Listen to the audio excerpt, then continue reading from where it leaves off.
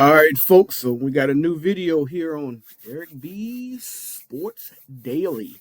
We're going to talk about the NFL playoffs this past week in the wild card round. We're going to recap every game, and we're going to talk about what's going to happen coming up. I'll do another video previewing the point spreads and what I think is going to happen with the games coming up in the divisional round. But I'll touch quickly on those matchups. But I'm going to talk about the games that just passed. So I'm going to go in right now and look at the games that just happened this past weekend. There was a lot of games that weren't really the most entertaining. I can say that. It wasn't great playoff action. Not a lot of exciting games. So start off at the top. The first playoff game on the weekend was the Houston Texans. A little bit of a surprise, beating the Los Angeles Chargers 32-12. The Chargers were a slight favorite here. I think they were a 2.5-point favorite. A lot of people thought Justin Herbert and the Chargers would win this game. Hell, Justin Herbert, man, he had a game, didn't he? 4 interceptions. He had a rough one. Derek Stingley, former LSU Tiger, he had 2 interceptions of Herbert's 4 that he threw in that game. You know, a lot of people were on, this is Justin Herbert's opportunity, first playoff win, all of this good stuff. We've had all the debates over Herbert or Tua and all of that. Basically, half the Dolphins fan base wanted Herbert. So, the Herbert fans wanted Herbert to win and all of this kind of stuff. But, at the end of the day, neither one of them has a playoff win. But C.J. Stroud's got 2 of them. He's got them in back-to-back years. Don't think he'll get a third one against Kansas City. But Stroud played well, 22 of 33 for Houston, 282 yards, touchdown. He did throw a pick. This game felt like it was the Chargers game early, and they only made 2 field goals in the first quarter. Like, I felt like they could have seized control of this game early, but they didn't. Houston gave them opportunities. They only ended up with field goals. And then in the second quarter, the game flipped on its head. Houston scored 10 points, and then the third quarter, of course, things really flipped when they scored 10 more points and went up 20-6. And the only thing the Chargers could muster in this game was Herbert threw a long touchdown to Ladd McConkey, an 86-yard touchdown. Ladd's had a great season, let me tell you that. The rookie from Georgia, over 1,000 yards, hooked me up big time in fantasy football this year. But after the Chargers got a good thing going for him, the touchdown, of course, you know what happened on the 2-point conversion attempt, the extra point attempt, actually, which turned into a 2-point conversion from Houston because they screwed it up. And then Houston ended up returning it for 2 points. So even when the one good thing happened for the Chargers, it turned into a good thing for Houston. Dig a little deeper into the numbers since there's a few games Herbert. That was an awful game, man. 14 of 32, 242, 1 touchdown, 4 interceptions. He threw 3 interceptions the entire season. And I said this before. I thought Jim Harbaugh put Justin Herbert in a perfect system. I mean, because, he wasn't pressured to be that guy this year for the Chargers. They relied on the run game and good defense, so Herbert could throw the ball 20 times a game as opposed to throwing 40 times a game. And, and he made better decisions. He turned the ball over less. But in this game, when the run game disappeared, Dobbins only had averaged 2.9 yards a carry. Gus Edwards only averaged 3.1. Herbert was forced to air it out more, and it just didn't work out for Justin. 4 interceptions, rough game for him. Ladd McConkey, though, 9 catches, 197, including an 86-yard touchdown. So Ladd McConkey, great work, great rookie year. Thanks for hooking me up in fantasy. I appreciate you, Ladd McConkey. Houston, on the other hand, they got a Kansas City in the next round. Stroud, good game. Stroud's been in a sophomore slump this year. And I'm going to do a video coming up in the future where I'm going to rate every starting quarterback in the league. And, last year, Stroud, so many people thought was a top 5 quarterback. So it really put him in a situation where that sophomore slump was evident. And I'll talk later about Jaden Daniels. He's another guy. He's looked like a top 5 quarterback this year, but you'll see when I do my rankings, I'm not going to put him in the top 5 because I don't think it's fair to put a rookie as a top 5 quarterback because you got more to prove, and, it just puts unwanted pressure on a rookie. For Houston, though, Joe Mixon, 106 yards as well on 25 carries. They're able to pound the ball and run more. Considering Herbert's turnovers and all, it all helped him. Nico Collins, 7 catches, 122. He had a monster game and a touchdown. Xavier Hutchinson caught one ball for 34 yards. So, I mean, not a lot of great receiving stats other than Nico Collins, but Collins got the job done. So let's move on to the next game because we got more to talk about. We'll talk about the Ravens, 28-14 over the Pittsburgh Steelers. Those two teams played 3 games all late in the season, if you will. Steelers won the first game. They had a 2-game lead and then collapsed at the end of the year. Yeah, it's another winning season, of course, for Mike Tomlin. He's been in the league coaching now for like 18 years, and he's never had a losing season. It's all impressive and all, but since Ben Roethlisberger's been gone, it's been a lot of 10-7, 9-8, and first-round exits from Mike Tomlin. So at some point, and maybe getting a little stale. He's a great coach. He'll be somewhere, if not Pittsburgh. He's been there for 18 years. Maybe he needs a breath of fresh air. What he really needs is a better quarterback play because Russell Wilson wasn't bad in this game at all. Statistically, he was good. Statistically, 20 out of 29, 270, 2 touchdowns, no interception. But this is a game Baltimore jumped out in front 21-0 at halftime and just kind of choked the life out of Pittsburgh. Pittsburgh did a little something in the second half to stay afloat, but in the third quarter especially. But this never felt like they were being challenged, Baltimore. Lamar didn't have to do a lot in the air. 16 of 21, 175, pair of touchdowns, no picks.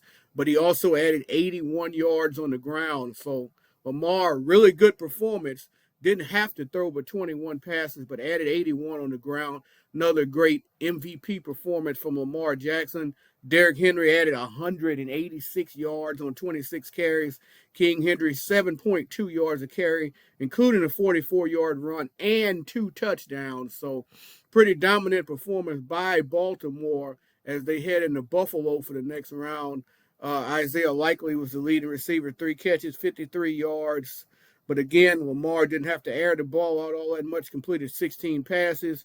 Pittsburgh, George Pickens was the leading receiver, 5 catches, 87 yards. But played from behind the entire game.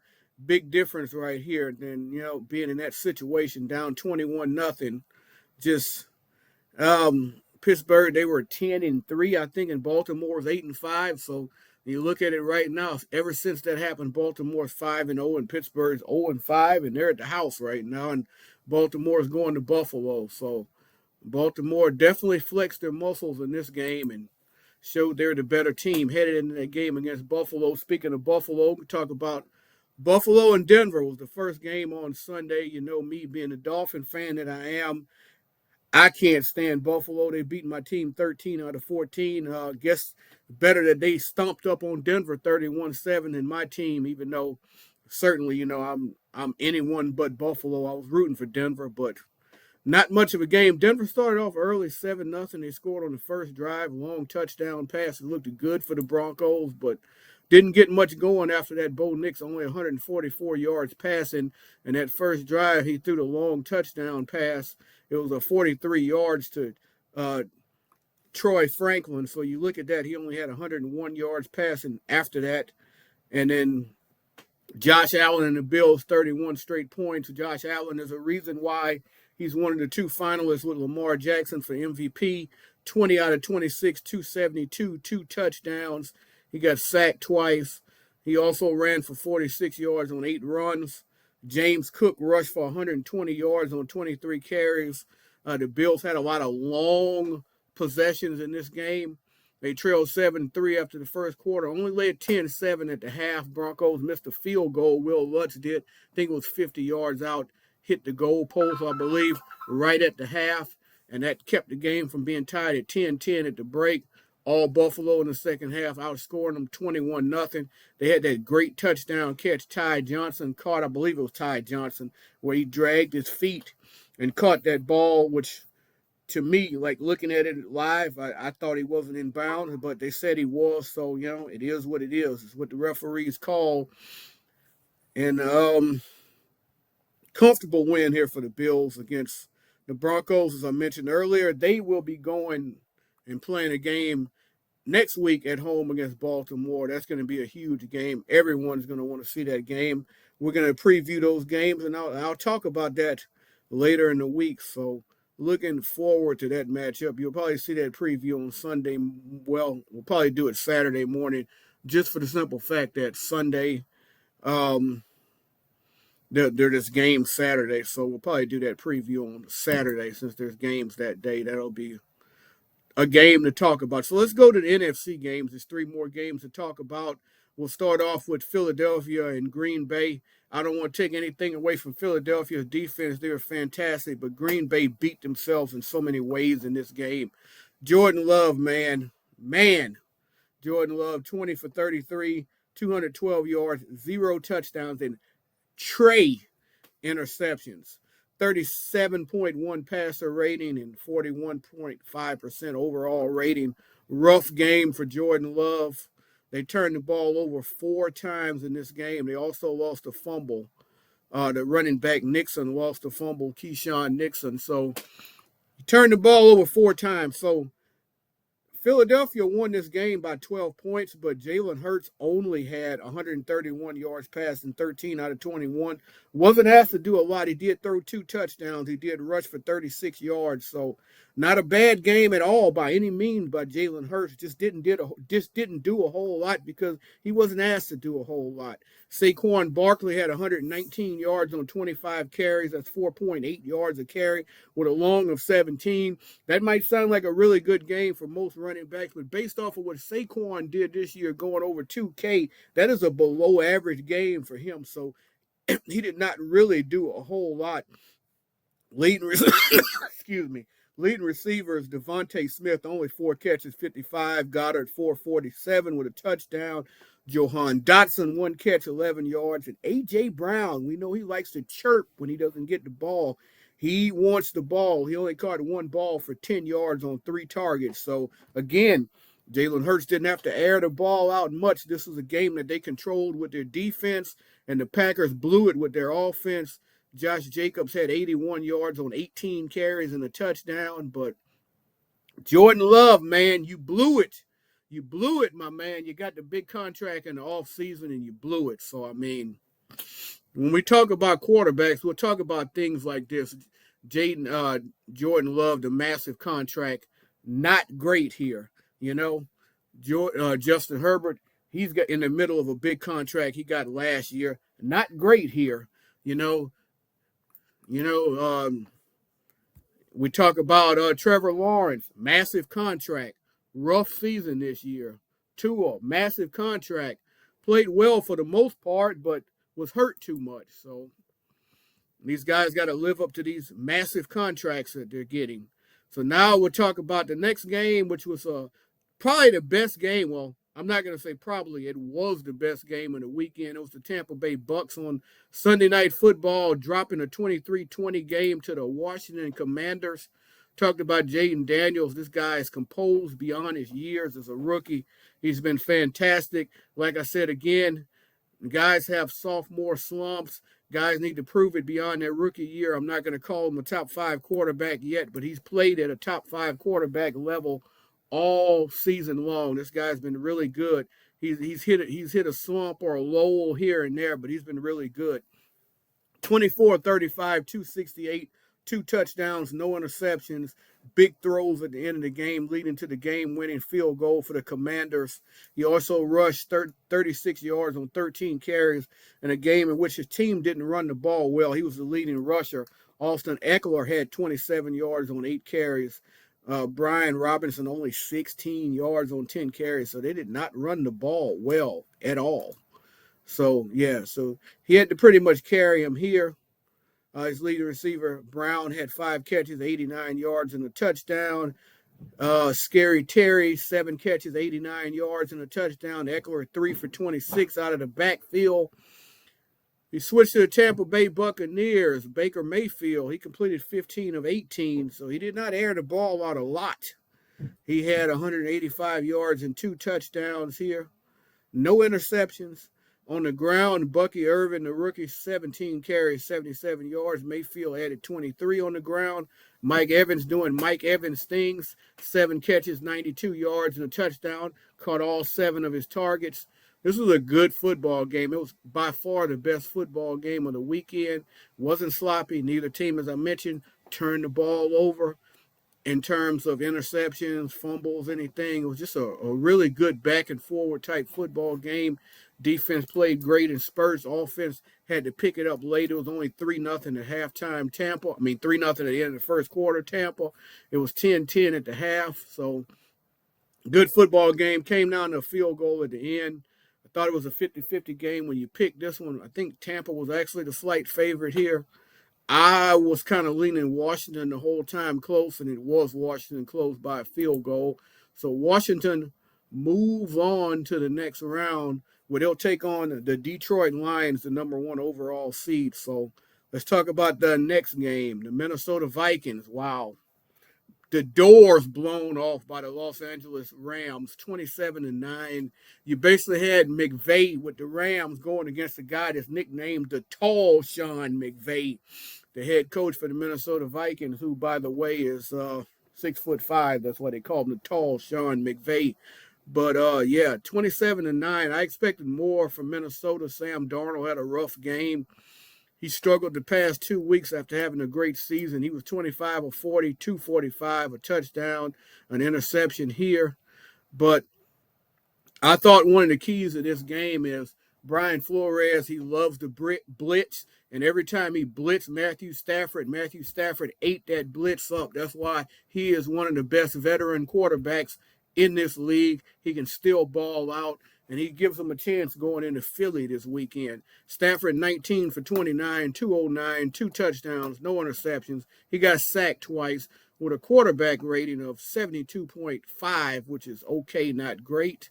But Stafford, a really good job. Kyron Williams rushed for 76 on the ground on 16 carries. Through the air, Tyler Higbee was the leading receiver, 5 catches, 58 yards. Puka Nacua grabbed 5 balls for 44 yards. Cooper Kupp only caught 1 ball, but a big 29-yard target for the Rams, as the Rams get a fairly comfortable victory here over the Vikings, as Aaron Jones only had 48 yards on the ground, so it forced Darnold to put the ball in the air 40 times, being behind his lead target, Hawkinson, 5 catches, 64 yards, and a touchdown. Justin Jefferson, only 5 catches, 58 yards on 8 targets. So Jordan Addison, 3 catches, 29 yards on 8 targets. So rough day for the Minnesota Vikings. And Brian Flores eliminated. Of course, he's a candidate for a head coaching job, they say, even though he's suing the NFL. But this game went to 10-0 in the first half. Rams, 24-3 at halftime. It's hard to catch up in the game when you're down 24-3 at the half. Did not expect this. Expected a more competitive game. Expected the Vikings to maybe pull it off, but they were still hung over from the Detroit game, because I think Detroit really took their spirit in the last game of the season, taking the division and taking the overall number 1 seed. So those are your NFL matchups for the wild card round. I'll do another video talking about the divisional round, but just to recap the divisional round, on Saturday, you got the Houston Texans going to the Kansas City Chiefs at 3:30 Central. That's going to be a game where the Kansas City is an 8.5-point favorite. They've not been good most of the year covering spreads. It'll be interesting to see if they step it into another gear, because it is the playoffs. Detroit Lions, a 9.5-point favorite in the nightcap against the Commanders. We know how good Jaden Daniels has been playing, so we'll talk about the point spread and all of that when we talk about the games later in the week. The Sunday games is the Rams against the Eagles. The Eagles are a 6.5-point favorite at home. That's going to be interesting. That one's on NBC and Peacock. And then the last game on CBS and Paramount. The nightcap on Sunday is the Ravens and the Buffalo Bills. That's the game that most of us expect to be the big game of the week, the best game, and the one that everyone's talking about. Ravens are a 1-point favorite on the road. They smacked the hell out of Buffalo earlier in the season when Buffalo was undefeated. Of course, they I think Buffalo came off of that game when they beat the snot out of my Dolphins in Miami that I was at, which was, I don't even know why I brought that back up. But anyway, that was the very next week, I believe, when the Ravens came in and smacked Buffalo and Baltimore. But they got to go to Buffalo and Orchard Park. We don't know what the weather's like. So that should be a really good game, the game of the weekend right there. I'm going to tell you right now, my Super Bowl picks are Kansas City against Detroit, with Detroit winning.